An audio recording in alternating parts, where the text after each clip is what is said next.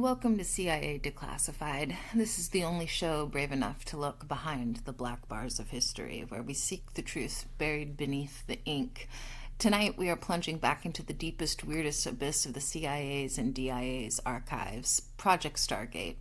Now, a mandatory service announcement for our listeners before you strap in for this ultimate deep dive. You must go back and listen to our foundational episode on this subject, titled CIA Declassified: The Psychotic Fringe, T-Glow, and the Tragic End of the Psychic Cold War. That episode introduces the earliest fringe research that involved figures like Ted Owens and his claims regarding the aliens' T and glow, as well as the initial government inquiries into remote viewing with pioneers like Ingo Swann and Pat Price. That foundational work is what led directly to Stargate's formal existence. This episode, our 2.0 on the subject, is the advanced course. If you haven't heard the first one, please pause, listen, and return. It is a must. Tonight, we're focused on the operational beast, the DIA-managed, CIA-evaluated Project Stargate, the U.S. government's official 2-decade-long psychic espionage endeavor. This was a response to a real perceived threat, the fear that the Soviets were already developing psychic weapons, a concept known as the PSI gap. The U.S. felt it had no choice but to enter the psychic arms race. Project Stargate was not a single monolithic program. It was a complex umbrella term, active from the mid-1970s until its official closure in 1995. It centralized several smaller, previously codenamed projects, including Grill Flame, Center Lane, and Sunstreak. The primary methodology across all of these names was remote viewing, the alleged ability to describe a distant location, object, or event using extrasensory perception divorced from conventional sensory input. The core goal was audacious: to create a viable, non-jammable, completely secret intelligence tool. Imagine a psychic sitting securely in a shielded room at Fort Meade, Maryland, providing real-time data on Soviet military developments, missile placements, or even hostage locations. We hold a key document here, a high-level overview from 1993, which officially defines the project's ambition. It's titled Stargate Project, in Overview, document number CIA RDP 96 007 89R 002 800-180-001-2. This document openly confirms the project's scope and focus.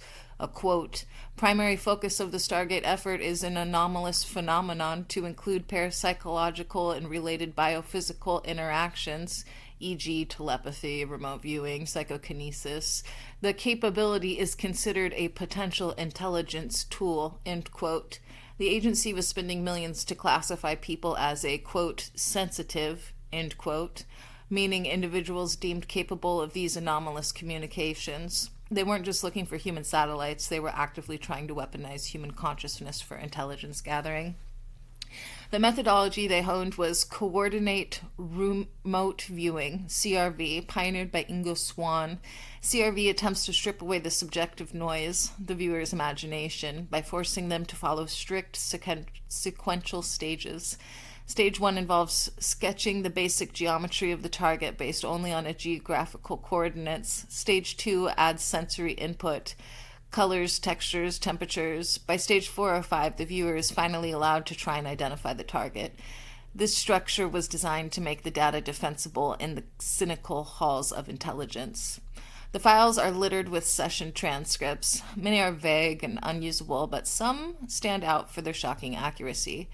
These are the hits that justified the project's continued funding for 2 decades. Remote viewers were given encrypted targets, a series of coordinates, or a sealed envelope, and tasked with describing what they saw. The threat that justified the entire program was the Soviet Union's own massive investment in what they termed psychoenergetics. Moscow was pouring untold resources into labs dedicated to things like psychokinesis and biocommunication, leading the U.S. intelligence community to believe they were hopelessly behind. Stargate was a desperate measure to catch up. Perhaps the most famous cited success involves the Soviet nuclear testing facility. In a report related to the initial SRI work, a remote viewer accurately described an immense gantry-style crane and a massive circular hole under construction, shielded and underground. This was crucial because U.S. satellite reconnaissance had entirely failed to detect the massive underground construction effort. The information, later partially confirmed by other intelligence methods, gave the U.S. a genuine tactical insight into Soviet capabilities. Another operational highlight involved the search for a downed Russian bomber, possibly during the Korean War era. Though the details are heavily masked, the remote viewers provided coordinates that directed search teams to the wreck, even describing key features on the aircraft's wings. Let's look at the operational detail. Session reports like Transcript Remote Viewing Session 901, CIA RDP 96007, 88R 0014 0044 0001-9 reveal the incredible level of subjective detail captured.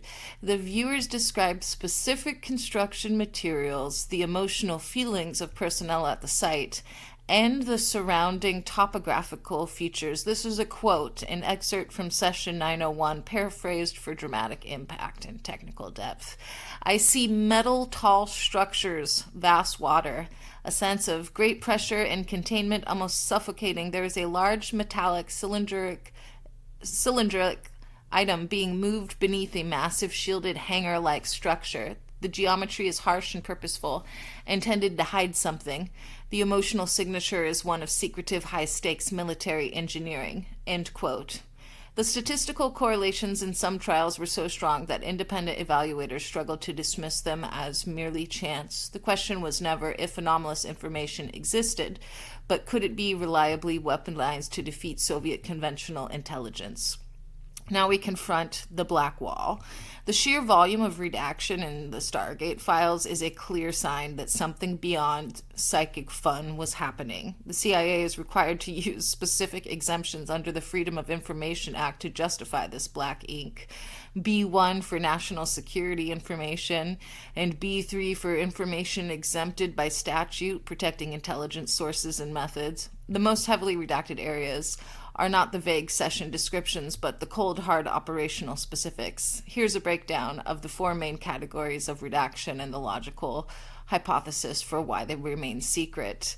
Heavily redacted areas, operational targets and successes. CIA file context, full pages detailing the specific coordinates, nature, and successful identification of critical foreign military assets, e.g. specific missile silos, detailed Soviet bomber deployment locations, and location of key personnel. Hypothesis for redaction. Exemption B1, national security. The secret being protected is not the psychic method, it is the foreign intelligence gained. Releasing that the U.S. knew about a particular strategic asset would instantly compromise that knowledge, revealing a historical vulnerability to the adversary. This protects past intelligence methods. Heavily redacted area number 2, viewer identities and proprietary methods. CIA file context, specific names, photographs, handler code names, or detailed step-by-step training protocols for the most successful remote viewers, i.e. the CRV recipe. And then the hypothesis for redaction on that one is exemption B3, intelligence methods and sources. The U.S. government must protect the identities of its top intelligence sources, especially those that operated outside normal cover. Moreover, if the CRV training methodology did contain any functional recipe for consistently producing RV, it remains classified as an intelligence method to deny its use to adversaries. Next section that's heavily redacted, foreign psychic counter programs. CIA description of those sections and assessment documents that discuss the extent of Soviet, Chinese, or other adversarial psychic research and weaponizations efforts, including the names of foreign scientists and labs. Reason for the redaction, exemption B1 and B3. This protects what the U.S. knows about its enemies. Disclosing detailed knowledge about Moscow's labs could either confirm the validity of those labs or reveal the extent of U.S. intelligence penetration into foreign programs, which is a major security compromise. Next section that's heavily redacted, spin-off technology and budget analysis. CIA description, internal memos, and budget review summaries near the program's shutdown, 1994 to 1995, that show budget lines and outcomes related to highly sensitive equipment such as advanced squid-based magnetometers, high-frequency EEG analysis tools, and specialized signal processing hardware. Reason for the redaction, exemption B1, technology and methods. The technology developed to try and measure psychic phenomenon, e.g. isolating minute electromagnetic signatures in a heavily shielded room, was cutting edge. This sophisticated equipment was seamlessly integrated into conventional intelligence and defense programs, and the redactions protect the design and operational specifics of this technology transfer.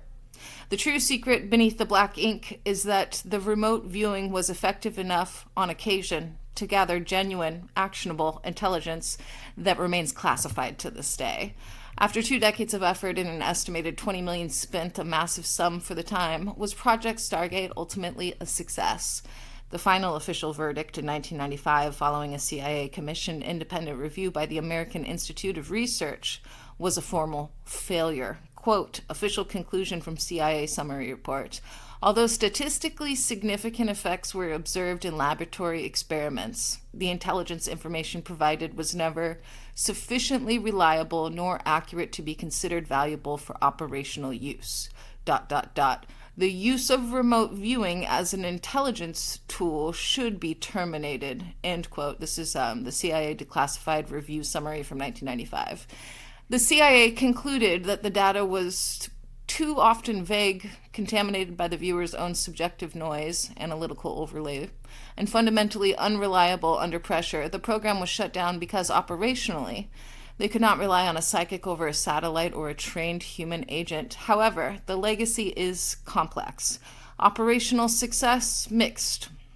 But with those undeniable high-value hits that still stand as anomalous events, it proved that sometimes RV could provide information unavailable by other means, even if the reliability was low.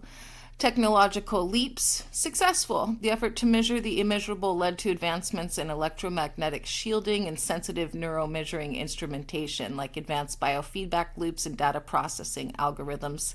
Technology that absolutely benefited other less weird U.S. intelligence programs and neurological research. Knowledge gained, crucially successful. By exhaustively testing the claims, the U.S. government gained an exhaustive understanding of the limits and practical applications of parapsychology. They could confidently dismiss the threat of a Soviet psychic gap as overhyped and focus resources on proven methods. The mere completion of the study closed the door on a major intelligence fear. And so, the main umbrella of Stargate closes its doors. But as we've noted, Stargate was a collection of projects. Now that we understand the whole structure, we're going to zoom in on a single long-running component that was quietly operating out of Fort Meade for over a decade. Next time, we unseal the full detailed story of Project Sunstreak. Sunstreak was the official centralized DIA effort tasked with the day-to-day operational use of remote viewing. The project was not about lab research, it was about trying to turn psychic ability into a reliable military tool. We'll detail the mission logs, the specific targets, and the high-ranking military officials who were receiving intelligence reports based on psychic spies. The question isn't whether Stargate was real, but how deep did the operationally focused Sunstreak go? Next episode, CIA Declassified, and the secrets of Project Sunstreak. Don't miss it. In the meantime, keep an eye on the shadows, question your memories, and stay safe. I'll see you in the archives.